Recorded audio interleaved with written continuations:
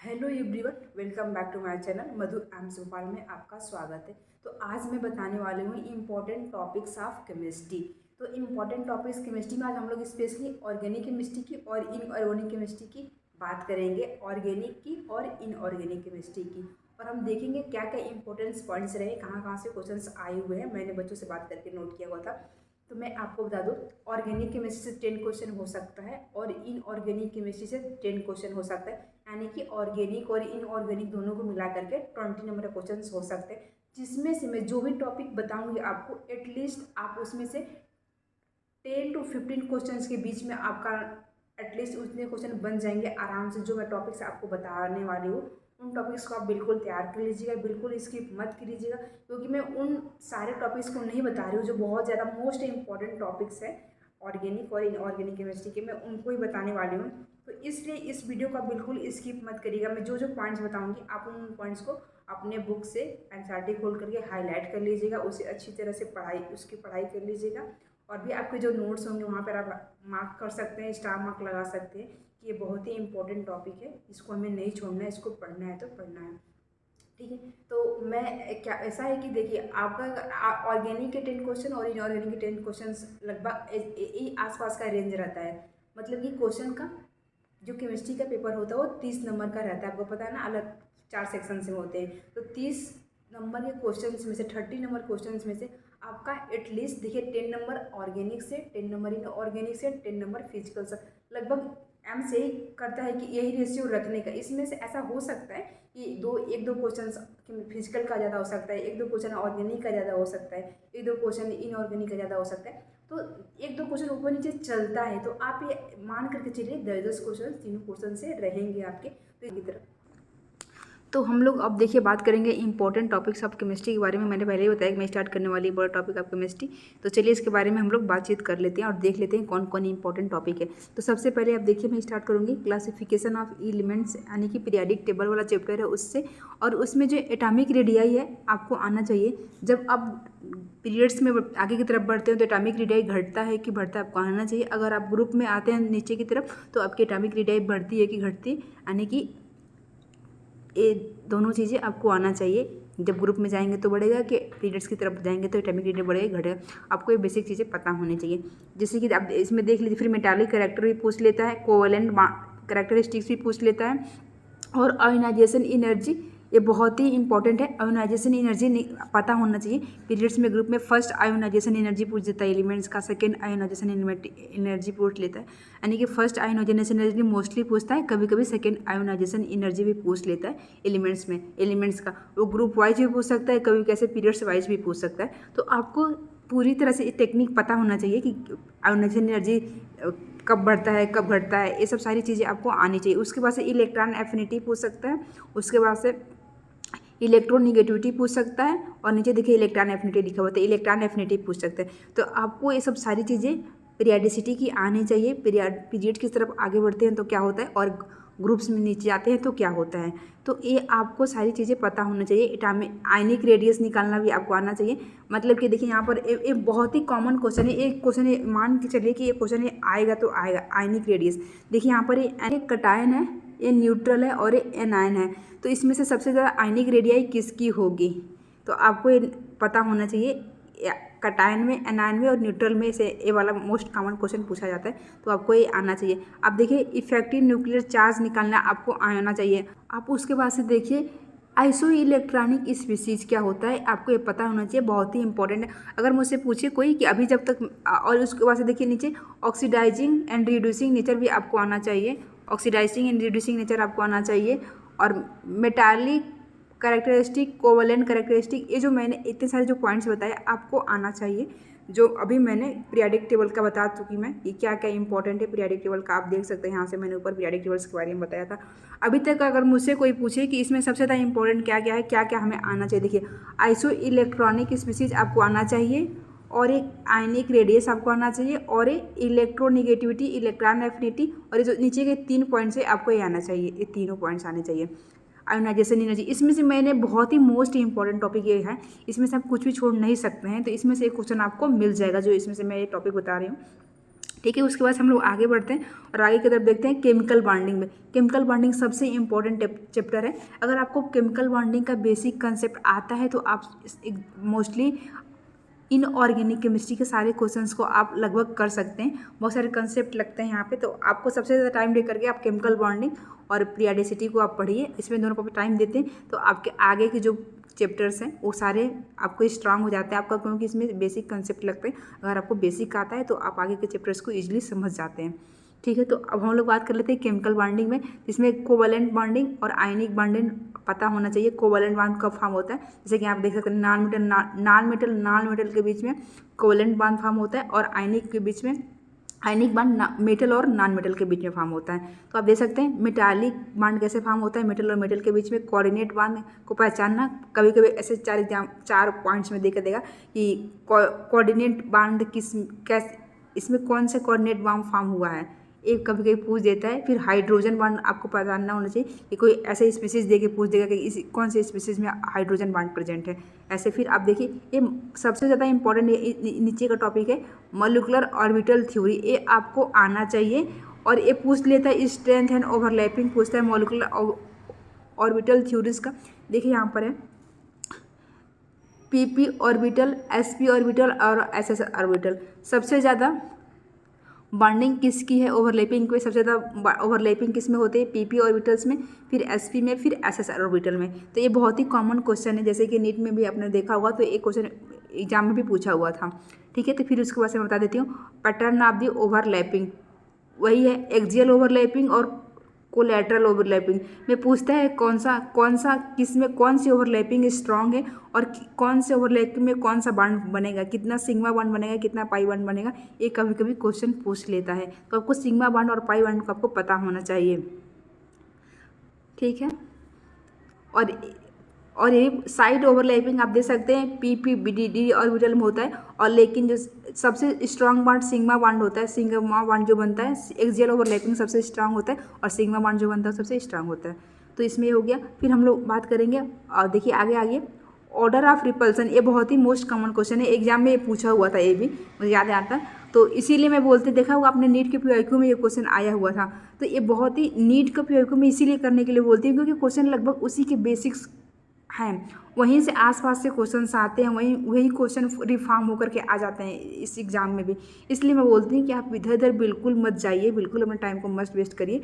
आप एक तरीके से पढ़िए। आप इधर का फालतू बुक खरीदेंगे, ज़्यादा बुक खरीदेंगे तो आप पढ़ नहीं पाएंगे, आपका पैसा वेस्ट होगा। आप NCERT को पढ़िए और आप बेसिक कहीं से भी कंसेप्ट को क्लियर करिए अपने। ठीक है, तो इसके बाद हमने बता दिया ऑर्डर ऑफ रिपल्सन। आप दे सकते हैं lone pair bond pair, lone pair bond pair, ऐसे है। अब इसके बाद से देखिए हाइब्रिडाइजेशन निकालना आपको आना चाहिए और शेप पहचानना आना चाहिए कि ट्रायंगुलर है, इसका टेट्राहेड्रल है, ट्राइगोनल है, ऐसा। और एग्जाम्पल सबके याद होना चाहिए। तो मैं अपने टेलीग्राम चैनल पर मैंने कुछ ऐसे भेजा था, तो अभी मैं बॉन्ड ऑर्डर निकालने का एक बहुत ही ईजी तरीका है वो भेज दूँगी टेलीग्राम वाले चैनल पर, आप लोग देख लीजिएगा, या फिर मैं कभी छोटा सा एक वीडियो बना के बता भी दूँगी कैसे निकालते हैं। तो ठीक है, ये बहुत इंपॉर्टेंट है, इसमें आना चाहिए हाइब्रिडाइजेशन निकालना, क्योंकि उसमें पूछता है स्ट्रक्चर्स दे करके मॉलिक्यूल का, इसमें क्या हाइब्रिडाइजेशन होगा कभी कभी पूछ लेते हैं, या फिर ठीक है। तो हाइब्रिडाइजेशन में आपको शेप पता होना चाहिए, किसका कौन सा शेप हुआ, कितना सिग्मा बॉन्ड कितना पाई बॉन्ड इन्वॉल्व हो रहा है, उसके हिसाब से हम शेप निकाल सकते हैं। एग्जाम्पल्स आप लोग देख लीजिएगा किसका है, और स्ट्रक्चर्स सारे एग्जाम्पल आप लोग देख लीजिएगा सारे, और फिर उसके बाद से आप लोग स्ट्रक्चर भी देख लीजिएगा। फिर उसके बाद से डाइपोल मोमेंट आपको आना चाहिए, डाइपोल मोमेंट कैसे निकालते हैं आपको कोई भी चीज़ आनी चाहिए। ठीक है, डाइपोल मोमेंट जीरो है कि जीरो नहीं है, ऐसा करके एक क्वेश्चन जब आपने डाइपोल मोमेंट पढ़ा होगा तो आपने बहुत सारी स्पीसीज का डाइपोल मोमेंट निकाला होगा, तो आपको पता होगा। फिर उसके बाद से मॉलिक्यूलर ऑर्बिटल थ्योरी, ये सबसे इंपॉर्टेंट है इस टॉपिक का, यानी कि आप केमिकल बॉन्डिंग की बात कर रहे हैं। इसमें पैरामैग्नेटिक नेचर और डायमैग्नेटिक नेचर ये पूछेगा, यहाँ से क्वेश्चन एक आएगा तो आएगा, आप इसको स्टार मार्क कर लीजिए। पैरामैग्नेटिक और डायमैग्नेटिक का मैं बहुत बार नहीं बता पा रही हूँ स्टार मार्क, लेकिन जो भी चीज़ें बता रही हूँ बहुत ही इंपॉर्टेंट है, इतना आप समझिए। और कौन सा एलिमेंट्स या फिर कौन सा स्पीसीज एग्जिस्ट नहीं करेगा, उसका भी होता है, जिसका बॉन्ड ऑर्डर जीरो आएगा, वो मॉलिक्यूल क्या करेगा, एग्जिस्ट नहीं करेगा।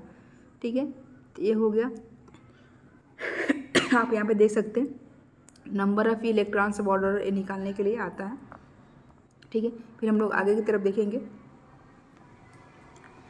हम लोग पी ब्लॉक्स पर आ गए हैं। देखिए 13, 14, 15, 16 और 17, 18 आपको पी ब्लॉक सारे ही आने चाहिए। जैसे कि पी ब्लॉक में हाइड्रोलाइसिस किस किस एलिमेंट्स का बनाते हैं, हाइड्रोलाइसिस करते हैं तो कौन सा प्रोडक्ट बनता है। आप लोग ये सब क्वेश्चन एनसीईआरटी में दिए हुए, आप लोग अच्छे से इनको पढ़ लीजिएगा। फिर order of stability of oxidation state आना चाहिए, ऑर्डर ऑफ एसिडिक स्ट्रेंथ आना चाहिए, फिर बेसिक स्ट्रेंथ भी आना चाहिए।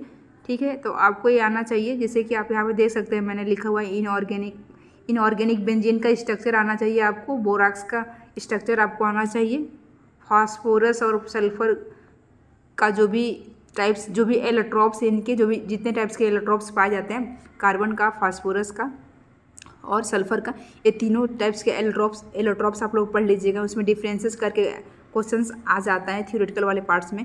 और स्ट्रक्चर ऑफ फॉस्फेन, ठीक है। और अमोनिया का प्रॉपर्टीज आप लोग सारा पढ़ लीजिएगा। अमोनिया का प्रिपरेशन जो है थोड़ा बहुत देख लीजिएगा, क्योंकि कभी कभी वहाँ से क्वेश्चंस बन जाते हैं। तो मैंने ये बता दिया, पी ब्लॉक्स का मैं बता रही हूँ, ठीक है। तो पी ब्लॉक में सारे ब्लॉक्स में आप लोग देख लीजिएगा, ऑक्सीडेशन स्टेट वगैरह निकालना, एसिडिक बेसिडिक स्टेट, जो भी एनसीईआरटी, आप एनसीईआरटी को फॉलो करिए, आपको वहाँ से क्वेश्चन आएंगे, वहीं से आपको मिलेंगे। और डी और एफ ब्लॉक का हम लोग बात कर लेते हैं। देखिए stable oxidation state of the D block element से एक क्वेश्चन आया हुआ था, ये सबसे इंपॉर्टेंट है। फिर उसके बाद से देखिए एटॉमिक रेडियस, इसका भी पता होना चाहिए। डी ब्लॉक का और अदर ब्लॉक से थोड़ा अलग रहता है, तो आप इसमें एटॉमिक रेडियस आप देख लीजिएगा कौन से। और मैग्नेटिक प्रॉपर्टीज कुछ इसका पता होना चाहिए, आपको निकालने आना चाहिए, ठीक है। फिर कोऑर्डिनेशन केमिस्ट्री पर आ जाते हैं। वैलेंस बॉन्ड थ्योरी, ये जो केमिकल कोऑर्डिनेशन केमिस्ट्री जो है सबसे इंपॉर्टेंट है।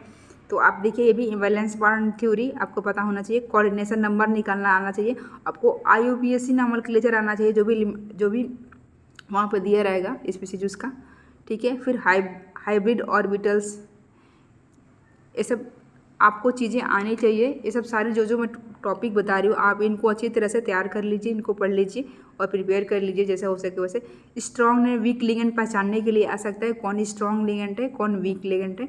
और लो स्पिन, हाई स्पिन, ऐसे करके ऐसे एलिमेंट्स आपको कोई स्पीसीज दे देगा, कोई कंपाउंड जो भी होगा, और फिर उसमें से पूछेगा इसमें लो स्पिन है, हाई स्पिन।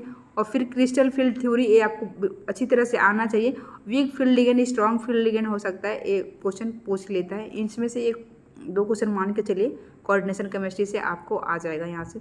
तो और कोऑर्डिनेशन केमिस्ट्री में क्या है कि जो ऑर्डर होता है ना कि लिगेंड्स का, strong field ligand, weak field ligands का एनसीईआरटी में दिया हुआ आप लोग देखिएगा, वहाँ से उसको एक बार याद कर लीजिएगा सीक्वेंस वाइज में। जब एक बार सीक्वेंस वाइज में याद कर लेते हैं ना, तो आपको ईजी होता है पहचानना, तो आप इजीली पहचान कर ले जाएंगे स्ट्रॉन्ग लिगेंड है कि वीक लिगेंड है। बहुत ही चार एग्जाम्पल, मतलब कि इसमें से पूछेगा मोस्ट वीक लिगेंड्स कौन सा है, ऐसे आपको 4 ऑप्शन देगा, उसमें से आपको पहचानना रहेगा मोस्ट स्ट्रॉन्ग लिगेंड कौन सा, ऐसा करके। तो जब आपको ऑर्डर याद रहेगा तो आप इजीली पहचान लेंगे, आप कंफ्यूज नहीं होंगे।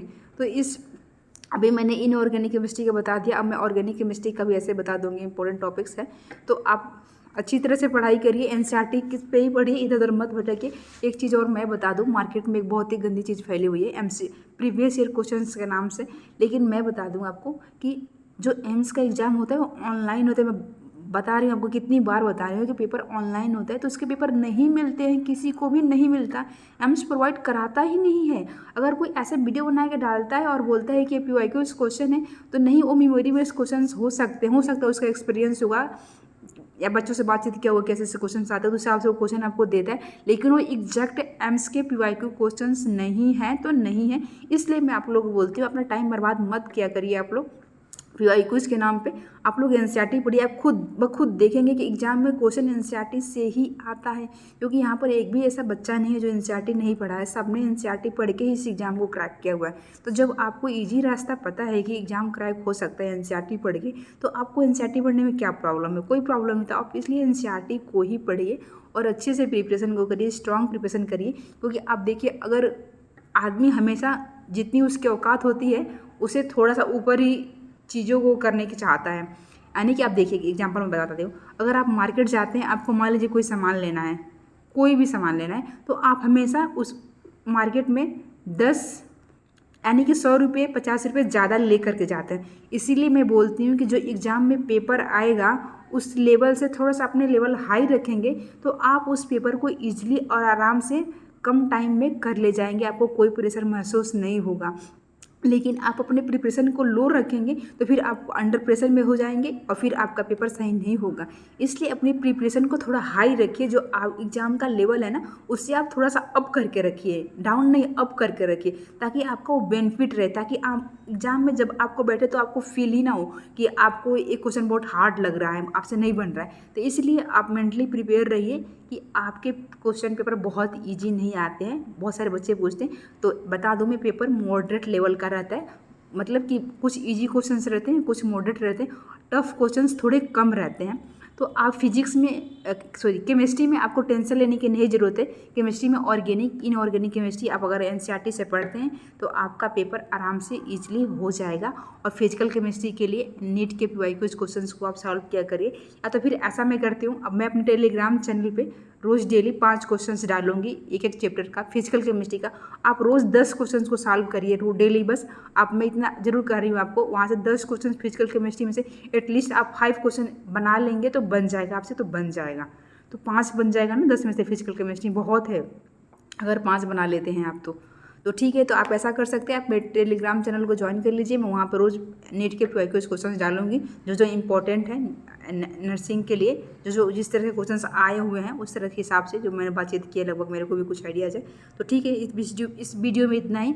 अगर मेरे आप चैनल पर नए हैं तो जरूर सब्सक्राइब करें। मुझे वीडियो बनाने के लिए बहुत ही स्ट्रगल करना पड़ता है, क्योंकि मैं फ़ोन से वीडियोज़ बनाती हूँ और हमारा पूरा जो डे रूटीन है बहुत ही बिजी होता है, कॉलेज वाला पूरे दिन हम बिजी रहते हैं। शाम को 5-6 बजे लगभग, सुबह मॉर्निंग से लेकर के शाम को 5-6 बजे मैं फ्री होती हूँ। उसके बाद से कॉलेज का ही बहुत सारी चीज़ें होती है, वर्क होता है हमारे पास, तो इसलिए वीडियो बनाने के लिए मुझे बहुत ही स्ट्रगल करना पड़ता है, बहुत मेंटेन करने के लिए।